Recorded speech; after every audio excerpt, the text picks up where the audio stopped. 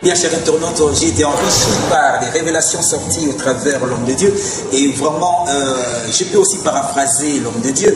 Et je connais aussi la prophétie de l'Allemand Reinhard Bonnke en 1991.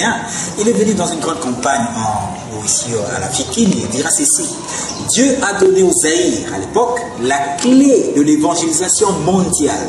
Là, c'est Reinhard Bonnke en 1991.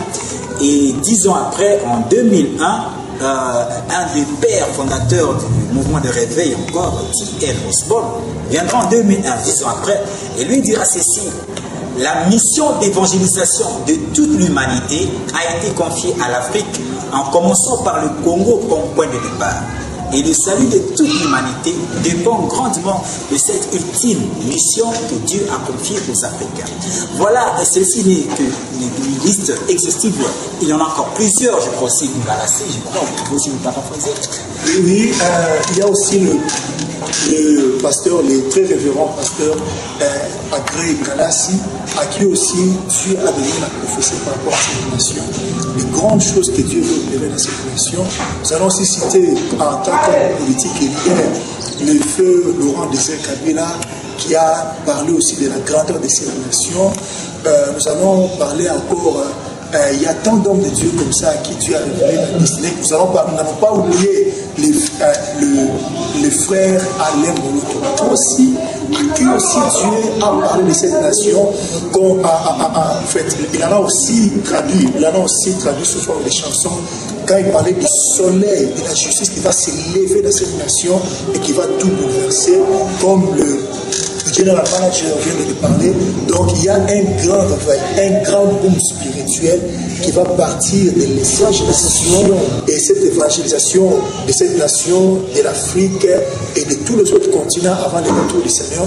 Je n'oublierai pas aussi de mentionner le prophète René Mouni Bachoko, à qui aussi Dieu a longuement parlé sur cette nation et sur le plan des yeux pour cette nation, pour les choses que Dieu va faire. Tout cela étant, nous concluons que vraiment Dieu a un plan prophétique de grande envergure avec des précisions vraies par rapport à cette nation qui est la République démocratique du Congo. Je crois que nous ne manquerons pas aussi, tous ensemble, nous sommes dans cette assemblée prophétique qui est la mission trompette. Oui, je crois aussi, l'ancien peut aussi paraphraser avec le Big Daddy, le prophète de Laurent Bonyang, l'homme de 52 ans, le prophète de la nation. Et là aussi, je crois bien avoir eu à prophétiser sur notre nation. Nous dirons ceci, avec le prophète, je voulais un peu faire un gros plan, ça peut parler un peu de manière séparée, étant donné que depuis la genèse de cet homme, Dieu lui a beaucoup parlé sur notre nation et sur sa destinée prophétique. Il a parlé de sa jeunesse et les différentes administrations ou différents régimes qui se sont déroulés dans cette nation, commençant par la Deuxième République, le président Mobutu, passant par le feu président Laurent Désiré Kabila, le chef de l'État actuel. Donc Dieu n'a jamais cessé de parler à l'homme de Dieu, et non seulement au sujet des différents présidents qui se sont succédés, et même aussi à venir, il faut le dire. Il faut aussi dire que Dieu lui a aussi parlé de la spécificité de cette nation. Quel est le plan de Dieu pour cette nation? Et j'aimerais dire que c'est au travers, c'est sous ses pieds que j'ai appris personnellement ce que Dieu veut faire dans cette nation. Alors Dieu a un plan, que Dieu, ses plans sont, en fait, consistait premièrement à amener le cœur de ces peuples auprès de Dieu. C'est pour que le Congolais puisse cesser de se confier en lui-même, à ses capacités, aux ressources différentes que nous avons dans cette nation, aux richesses minières, forêts, eau et consorts, tout ça, mais que le Congolais puisse compter sur Dieu. Premièrement, que le Congolais puisse rentrer auprès de Dieu. Et le peuple congolais, ainsi que les dirigeants, mais aussi savoir gérer la nation, ainsi que toutes ces ressources, selon que la volonté de Dieu révélée. C'est pour dire que le Congo, en dehors de ses besoins personnels, doit savoir et d'évangéliser le monde, de financer l'évangélisation du monde. C'est pourquoi les différentes administrations qui vont se suivre dans ces pays doivent pouvoir gérer tout en incluant cet aspect positif de pouvoir évangéliser le Congo. Donc c'est un homme de Dieu qui a donné autant de prophéties. Je vous donnerai par exemple que lors au mois de décembre, le 17 et le 18, pendant qu'il y avait la marche pour pouvoir revendiquer les élections et tout ça là, l'homme de Dieu avait prophétisé pour cela. Sur le décès du feu Laurent Désiré Kabila, il y a les différents changements qui se sont déroulés. Dieu a parlé au prophète, la maladie du feu. Le président Mobutu Sese Seko ainsi que son départ en 1997 en mai.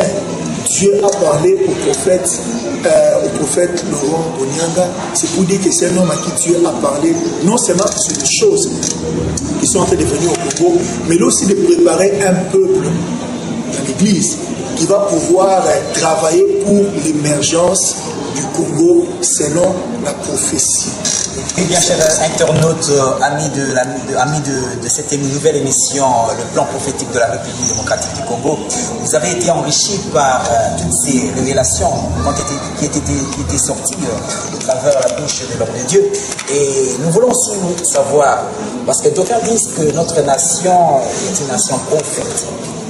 Est-ce que bibliquement, devons-nous retrouver des passages bibliques qui font allusion à notre nation, la RDC? Oui, nous savons que je vais donner par exemple un livre qui est très très connu, le livre d'Ésaïe chapitre 1. La Bible parle d'une nation au-delà de l'Éthiopie et où il y a des crépitements des armes, une nation qui est appelée à apporter des offrandes en Israël. Et si nous voyons tous les caractères décrits dans ces passages, nous allons comprendre qu'on parle de notre pays, la République démocratique du Congo. Et c'est là aussi dans la Bible où le Seigneur est en train de parler de notre nation dans des termes très clairs et beaucoup plus aussi précis.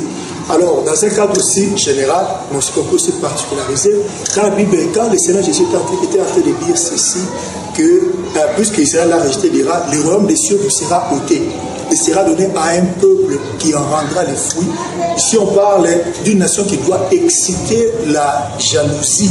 Non, en fait, la nation qui doit exciter la jalousie d'Israël, on parle du Congo. C'est pour dire quoi? Dans ces temps ici, avant le retour du Seigneur, il y a des choses que le Seigneur va faire.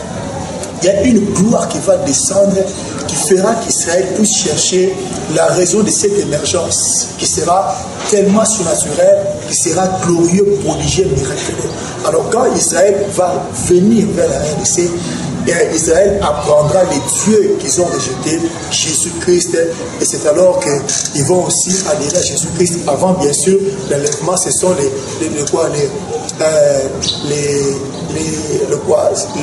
saints, en fait, ceux dont l'Apocalypse parle, ceux qui vont recevoir Jésus-Christ avant l'enlèvement, la partie d'Israël qui sera enlevée. Donc, avec au moins ces deux éléments, je crois que c'est confirmé que notre nation a une destinée prophétique selon que c'est écrit dans les Écritures, et personnellement, je crois à ça. Justement, bien-aimés dans le Seigneur, bien-aimés chers internautes, nous avons été enrichis grandement avec les réponses qui nous avaient été données par l'homme de Dieu. Et justement, ancien Moalou, certainement notre nation est une nation prophétique, bibliquement aussi, comme dans l'écran géant, on est en train de le faire voir. Notre nation est cette nation, n'est-ce pas, qui est au-delà du fleuve de l'Éthiopie. Cela fait allusion à Isaïe 18, verset 3. Isaïe dit qu'une nation qui est au-delà du fleuve de l'Éthiopie. Et lorsque nous voyons au-delà du fleuve de l'Éthiopie, il y a l'Éthiopie, il y a l'Ouganda, il y a le Soudan. Mais vous allez voir les caractéristiques données dans Isaïe 18, verset 3. On dit que dans cette nation, il est entrecoupé par des fleuves, des affluents. Et au-delà du fleuve de l'Éthiopie, comme il est indiqué dans ce grand écran géant, vous allez voir que c'est notre nation, n'est-ce pas, auquel il y a plus des affluents, plus des rivières, des rivera, des rivières. Et c'est justement, pour vous paraphraser, c'est justement Isaïe faisait allusion spécifiquement à notre nation.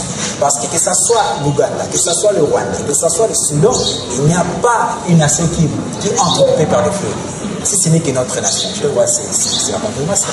Oui, je suis personnellement aussi enrichi par cette précision. Nous savons que le Saint-Esprit, c'est l'esprit de précision. Et là où il y a la précision, il n'y a plus de confusion. Parce que toutes ces autres nations, pour eux, c'est prévaloir d'être détentrices de cette prophétie.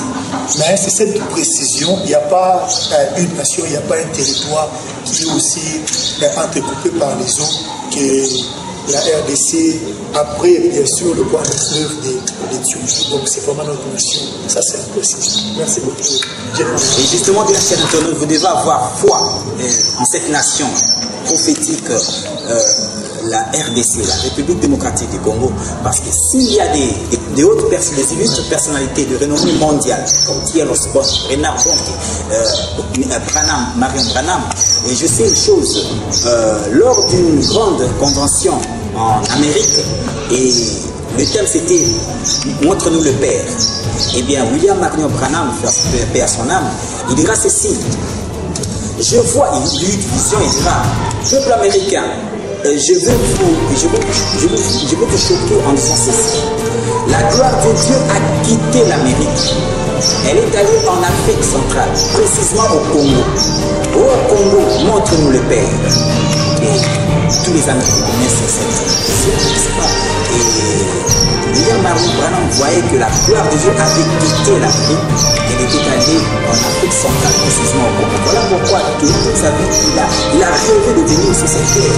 Et à l'époque, c'était à l'époque coloniale, les Belges n'ont pas voulu assez tôt qu'ils puissent rentrer dans cette nation prophétique. Voilà pourquoi il est passé seulement à l'aéroport de Nolo, de Nolo. Et voilà pourquoi vous devez avoir foi à cette nation. Cette nation est bien, est bel et bien prophétique.